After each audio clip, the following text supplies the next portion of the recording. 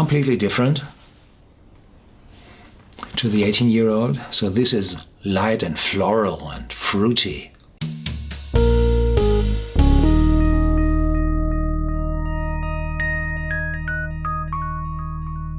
Welcome to Whisky.com, where fine spirits meet. My name is Horst Lüning. I'm the master taster of Whisky.com, and today we have a look at the chairman's choice of the Spey range of whiskies from the Speyside distillery. The chairman's choice has 40% ABV, carries no age statement, and has a selling price including this wonderful box of around 75-80 euros, pounds, dollars.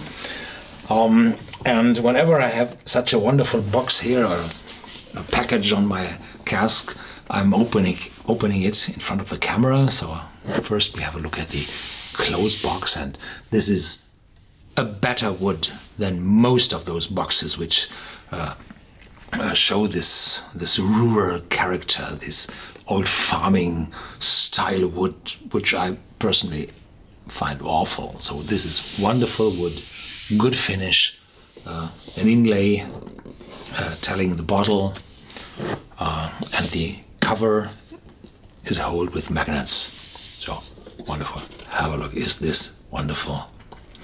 So the typical bottle with a red rope, very shiny, and a writing here on the inside. Unfortunately, it's not that good, so you can't. It's close to unreadable. 1770, Harvey's founded. Well, this is very far away. There had been a company, or two brothers, the Harvey brothers, who founded a distillery in 1770, which has nothing to do with the old Speyside distillery and nothing to do with the new Speyside distillery. They just had the name, and their heirs founded the old Speyside distillery.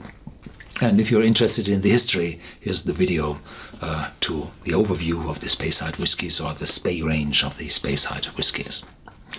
Harvey's shop, undated. So the family of the Harveys had a shop in Edinburgh, a grocery store, and I'm not quite sure if the Harveys of Edinburgh, which bought the distillery in 2012, have a connection to the old family of the Harveys. No idea if the family tree covers also that part of the family.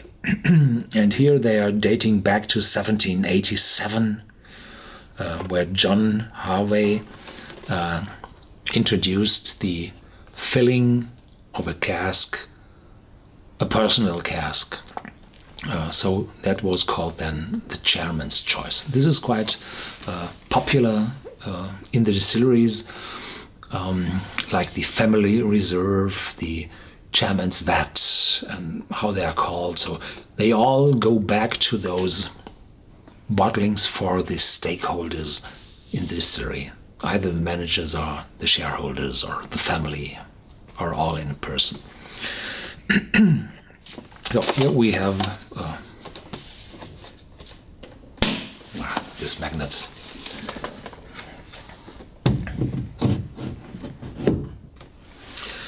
Wonderful red rope around. Yes, they're beautiful. And here we have a certificate of authenticity. Since 1770, Christmas Day had always been special in the Harvey's family, and this was the day that the Harvey's chairman selected his own limited choice Spey Chairman's Choice, only to be enjoyed by family and friends at the annual Christmas Day lunch and the following month of the new year. However, Christmas Day 1814 was extra special, for it was on that day that Chairman Robert Harvey shared a Spey Chairman's Choice with one of England's most famous poets, Lord Byron. So everybody has to fit in the story they're able to tell. So Lord Byron tasted the whiskey, but it wasn't from the distillery. This one was produced under the possession of a different family. So, but Lord Byron gives his name. Lord Byron was enchanted by Spey, Chairman's Choice, but at the same time invited Robert Harvey to select a royal version to be offered at his own wedding in 8 days' time, with a royal whisky cask to be given to Lord Byron's close friend, His Majesty King George III. So this is a cliffhanger to the next one, to the royal choice I taste in a few minutes. Thus, Spey Royal Choice was created to commemorate Lord Byron's wedding to Lady Annabel Milbanks at Seaham Hall on the 2nd January 1815, with a cask then gratefully received by King George III at Coo Place, London. They were all drunk, really.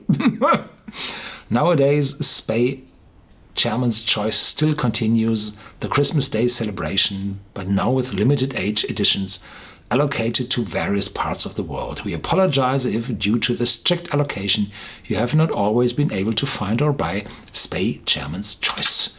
John MacDonagh, Chairman, Spey, 1815. Oh, 1815. Typically, they use in this seal 1770. Well, okay. I'm not able to find out if this one is colored or not. They're not telling on the label.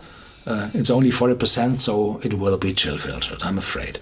Bottle number 9502 or 2889. So this shall be the 2889th bottle. But if the 95 is from the vintage of the cask, I think probably not, because at first it's not in red color, and at second, this bottle is cheaper than the 18-year-old, which is from 96. So this 95 will be something different. And this is cheaper, but the box is extremely expensive.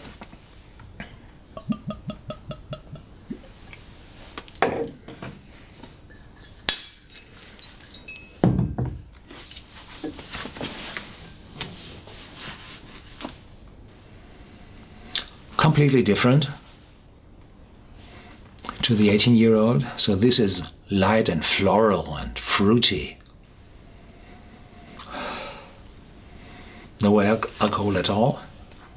Of course, there's 40% in it, but not immediately distinguishable by your nose.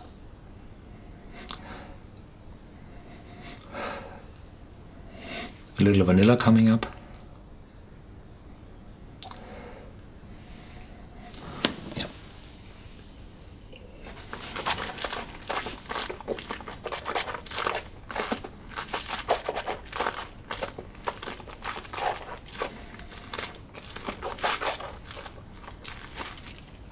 At first creamy, then more spicy, probably nuts, more fruits, and oakiness, and probably a hint of cinnamon. Yeah, a hint. This whiskey is from a mixture of bourbon and sherry casks, and the 18-year-old was 100% sherry casks.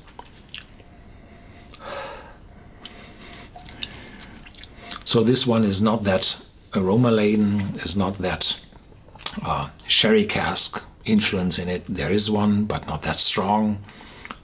It's lighter from the ABV, so it's more drinkable, more pleasant for the novice connoisseur. So this one is, well, more the outside, more the presentation, more the box, more the story, and less the real age. It's well chosen, definitely. But if I have to decide 75 euros for this one or 100 euros for the 18-year-old, I would add the 25 euros for the 18-year-old. Definitely more aroma, more ABV, more intense in your mouth. Pleasant aftertaste. So it is, as they said in the certificate, it's unlikely that you have the chance to find this bottle somewhere in the stores. So if it might be a good buy, definitely as a gift for a good friend. Thank you very much for watching. There's a last bottle to come. Stay tuned and feel free to share this video with your friends. And if you have the chance to taste this bottle, please add your tasting notes.